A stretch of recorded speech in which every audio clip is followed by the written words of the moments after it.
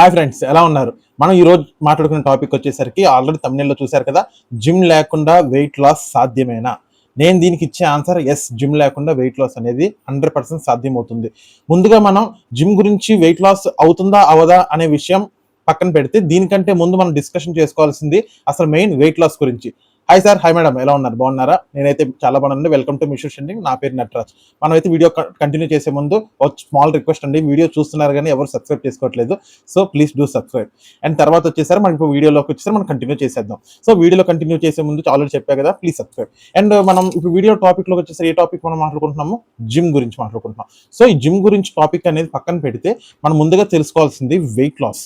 So ఈ weight loss అనేది మనకి ఎలా అవుతుంది మన బాడీలో? చాలా మంది అనుకుంటారు రోజు గట్టిగా వాకింగ్ చేసినా కానీ, స్పీడ్గా పరిగెత్తినా కానీ, రెగ్యులర్గా జిమ్కి వెళ్ళినా కానీ మనకు కారుతున్న చెమటలు బట్టి మనకి వెయిట్ లాస్ అనేది అవుతుంది అనుకుంటారు. కానీ అందులో ఏమాత్రం నిజమైతే లేదు. ఎందుకంటే మన బాడీ హీట్ ఎక్కినప్పుడు ఆటోమేటిక్గా కూలింగ్ మిషన్ లా పనిచేస్తుంది మన బాడీ. అదే మన బాడీలో ఉన్న స్వెట్. మీరు ఇప్పుడు వాటర్ తాగారనుకోండి, అది కూలింగ్ మిషన్ లాగా బయటకు వచ్చేసింది. దాన్నే మనం చెమట అనుకుంటాం. ఆ చెమట వెయిట్ లాస్ అనేది మాత్రం అబద్ధం అనమాట. ఇది ఒక కూలింగ్ మెకానిజం మాత్రమే మన బాడీలో జరిగేది. సో ఇప్పుడు మనం జిమ్ గురించి అనేది మాట్లాడుకుందాం. జిమ్ గురించి మాట్లాడుకుంటున్నప్పుడు మనం ఎక్కువగా వెయిట్ లాస్ అనేది జిమ్కి వెళ్తేనే వెయిట్ లాస్ అవుతారు అని అంటూ ఉంటారు. మరి క్యాలరీ డిఫిషియెంట్ ఉన్నది ఎందుకండి? అది క్యాలరీ డిఫిషియెంట్ ఏంటి? ముందుగా మనం క్యాలరీ డిఫిషియెంట్ గురించి మాట్లాడుకుందాం. ఈ క్యాలరీ డిఫిషియెంట్ అంటే ఏంటంటే, మీరు ఇప్పుడు జిమ్కి వెళ్తారు. జిమ్కి వెళ్ళినప్పుడు మీరు ఒక 400-500 క్యాలరీస్ బర్న్ చేస్తారు. జిమ్ వాళ్ళే చెప్తారు, మీ కోచెసే చెప్తారు, మీరు రెగ్యులర్గా డైట్ ఫాలో అవ్వాలి, మీరు క్యాలరీస్ తక్కువ ఉన్న ఫుడ్స్ తీసుకోవాలి, అప్పుడైతే మీరు వెయిట్ లాస్ అవుతారు అని చెప్తూ ఉంటారు. మనకి అంటే ఆల్మోస్ట్ ఆల్ మార్నింగ్ పూట ఫ్రూట్స్ అని, మధ్యాహ్నం పూట పుల్కాస్ అని, నైట్ పూట పుల్కాస్, బ్రౌన్ రైస్ ఇవి చెప్తూ ఉంటారు. వీటి వల్ల పిండి పదార్థాల్లో ఎక్కువ క్యాలరీస్ ఉంటాయి. సో ఇవి మనకి ఎనర్జీ అనేది తొందరగా ఇస్తాయి. సో ఎనర్జీ ఇచ్చినప్పుడు మళ్ళీ మీకు ఆకలి వేస్తుంది, మళ్ళీ మనం తినేస్తాం, మళ్ళీ మనం రోజుకి 3-4 సార్లు తింటూ ఉంటాం. ఇలా తింటూ ఉండటం వల్ల మనకి ఫ్యాట్ లాస్ అనేది ఎక్కడ అవుతుంది? ఎంతసేపు మనం తిన్న ఫుడ్ని ఎనర్జీగా కన్వర్ట్ అయ్యి, మనకి గ్లూకోజ్గా కన్వర్ట్ అయ్యి ఎనర్జీగా వెళ్ళిపోతుంది తప్పితే మనకి ఫ్యాట్ లాస్ అనేది ఎక్కడ అవుతుంది? అవ్వదు. కానీ మనం డైట్లో జిమ్ లేకుండానే ఫ్యాట్ లాస్ అనేది ఎలాగో ఇప్పుడు తెలుసుకుందాం. జిమ్ లేకుండా ఫ్యాట్ లాస్ అనేది ఎలా అవుతుందంటే, ఇందాక మీకు చెప్పా కదా, క్యాలరీ డిఫిషియెంట్ వల్ల. సో క్యాలరీ డిఫిషియెంట్ వల్ల కూడా నేను చెప్పేది అదే.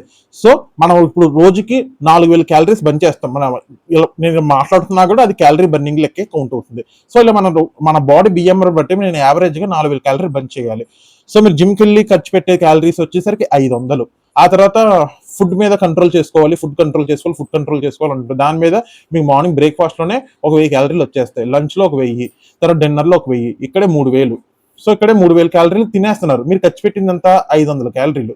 మరి మీకు 4000 క్యాలరీలు బర్న్ అవ్వాలంటే మీకు రోజుకి 1000 క్యాలరీలు బర్న్ అవుతున్నాయి. మరి నేను చెప్పిన డైట్లో మీకు యావరేజ్ గా 1000 క్యాలరీలు ఫుడ్ ఇచ్చి 3000 క్యాలరీలు బంద్ చేస్తే ఎలా ఉంటుంది? అందుకే మన వెయిట్ లాస్ చేసే వాళ్ళందరికీ రోజుకి టపా అరకేజీ చొప్పున, కేజీ చొప్పున వెయిట్ లాస్ అనేది స్పీడ్ గా జరుగుతూ ఉంటుంది అనమాట. నేను చెప్పే డైట్ లో క్యాలరీస్ లో నేను 1000 క్యాలరీస్ ఇస్తున్నా. 1000 క్యాలరీస్ లో మీకు ఎలా ఉంటుంది? రోజు మార్నింగ్ పూట 4 బాయిల్డ్ ఎగ్స్ ఇస్తున్నా. 4 బాయిల్డ్ ఎగ్స్ ఈక్వల్ టు ఒక 200 క్యాలరీస్ అలా వస్తుంది అనమాట. బ్రేక్ఫాస్ట్ 200 క్యాలరీస్ వస్తున్నాయి. లంచ్ లో వచ్చేసరికి ఒక 600-700 క్యాలరీస్ వస్తున్నాయి. డిన్నర్ లో 300 క్యాలరీస్. అంటే సింపుల్ 1000-1200 క్యాలరీస్ అక్కడే వచ్చేస్తున్నాయి. మరి మిగిలిన 3000 క్యాలరీస్ బర్న్ అవుతున్నట్టే కదా. సో ఈ రకంగా నేను డైట్ అనేది మాడిఫై చేసి మీకు అందజేశాను అనమాట. సో జిమ్ లేకుండా మనం వెయిట్ లాస్ అవ్వచ్చా అంటే ఎస్, 100% అవ్వచ్చు. ఇప్పుడు ఇంకొక టాపిక్లోకి వద్దాం. మరి జిమ్ అవసరం అనేది ఎవరికి అవసరం అనేది మనం చెప్తాం ఇప్పుడు. సో జిమ్ ఎవరికి అవసరం అంటే, బాడీ షేప్ అనేది మార్చుకోవడానికి. అండ్ మీరు సన్నగా ఉన్న వాళ్ళు కొంచెం లావ్ అవ్వాలి అంటే కంపల్సరీ డైట్ చేయాలి, వాళ్ళు జిమ్ చేయాలి. అండ్ తర్వాత వచ్చేసరికి ఫిట్నెస్ మెయింటైన్ చేసేవాళ్ళు, మోడల్స్, సో వీళ్ళకి జిమ్ అనేది అవసరం. ఆ తర్వాత 6 ప్యాక్ డ్రీమ్ ఉన్న వాళ్ళు, వీళ్ళందరూ జిమ్ చేయాలి. వెయిట్ లాస్ వాళ్ళు మాత్రమే జిమ్ చేయాలి అనే విషయానికి వస్తే మాత్రం అవసరం లేదు. జస్ట్ నార్మల్ ఇంటి దగ్గర ఉన్న స్టెప్స్ ఎక్కడం కానీ, మీరు వాకింగ్ చేయడం కానీ ఇలా చేసుకుంటూ ఉంటే మీరు క్యాలరీ డిఫిషియెంట్లో ఉండి హ్యాపీగా వెయిట్ లాస్ అయితే అయిపోవచ్చు అనమాట. మన డైట్ ఫాలో అవుతూ నేను వాకింగ్ చేయమని చెప్తున్నాను, స్టెప్స్ లాంటివి ఎక్కమని చెప్తున్నాను తప్పితే జిమ్ అవసరం లేదని చెప్తున్నాను. జిమ్ చేయాలనుకుంటే హెల్త్ అంటే స్ట్రెస్ కోసం కొంత సాఫ్ట్వేర్ ఎంప్లాయీస్ ఉంటారు.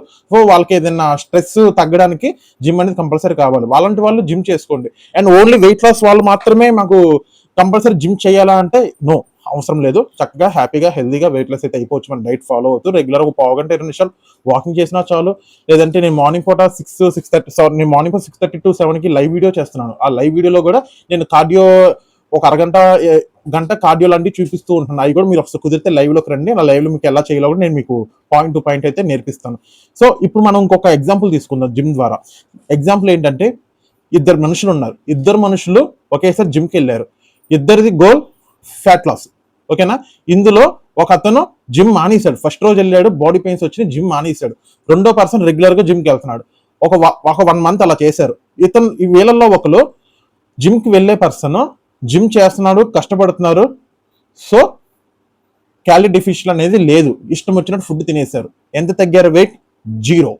ఇంకొక పర్సన్ ఉన్నారు, జిమ్కి వెళ్ళాడు, ఒక 1-2 రోజులు చేశారు, బాడీ పెయిన్స్ వల్ల లేకపోతే అనదర్ ఇష్యూస్ వల్ల కుదరలేదు జిమ్కి వెళ్ళడం, టైం లేక తను ఇంట్లోనే ఉండి క్యాలరీ డెఫిషియెంట్ డైట్ తీసుకున్నారు. అంటే 1000 క్యాలరీలు ఉన్న ఫుడ్, పోషకాలు ఉన్న ఫుడ్ తీసుకున్నారు. అతను మంత్కి వచ్చేసరికి ఒక యావరేజ్గా ఒక 5-6 కిలోలు తగ్గారు అనుకుందాం. ఇద్దరిలో కంపేర్ చూస్తే ఎవరు వెయిట్ లాస్ అయ్యారు? జిమ్ చేయకుండా క్యాలరీ డెఫిషియెంట్ లో ఉన్న పర్సనే వెయిట్ లాస్ అయ్యారు. జిమ్ చేస్తూ క్యాలరీ డెఫిషియెంట్ లేకుండా ఉన్న పర్సన్ మాత్రం వెయిట్ లాస్ అవ్వలేదు. ఇది మనం ఎగ్జాంపుల్ గా తీసుకోవచ్చు. ఇక్కడ అంటే మీకు ఇక్కడ ఏమర్థమవుతుంది, జిమ్ చేయకపోయినా కానీ డైట్ అనేది ప్రాపర్ గా తీసుకుంటే ఆటోమేటిక్ గా మీరు క్యాలరీ డెఫిషియెంట్ లో ఉన్నట్టే, అండ్ మీకు డైట్ అనేది బాగా పనిచేస్తుంది, వెయిట్ లాస్ అనేది చాలా స్పీడ్ గా జరుగుతుంది అనమాట. ఇక్కడ మీకు ఒక విషయం గుర్తు చేయాలి. ఆ విషయం ఏంటంటే, మనం జిమ్ అవసరమా లేదంటే వాకింగ్ అవసరమా అంటే, నేనేం చెప్తానంటే వెయిట్ లాస్ అయ్యే వాళ్ళు వాకింగ్ చేయండి. 6 ప్యాక్ కోసం పడే వాళ్ళు, కొంచెం సన్నగా ఉన్న వాళ్ళు, లావు కావాలంటే వాళ్ళైతే జిమ్కి వెళ్ళండి. సో నా సజెషన్ వచ్చేసరికి ఈ రకంగా అయితే సజెషన్ ఉంటుందన్నమాట. సో వీడియో నచ్చితే ప్లీజ్ లైక్ చేయండి, షేర్ చేయండి, అండ్ మీ ఫ్రెండ్స్కి కూడా సబ్స్క్రైబ్ చేయండి. నమస్తే.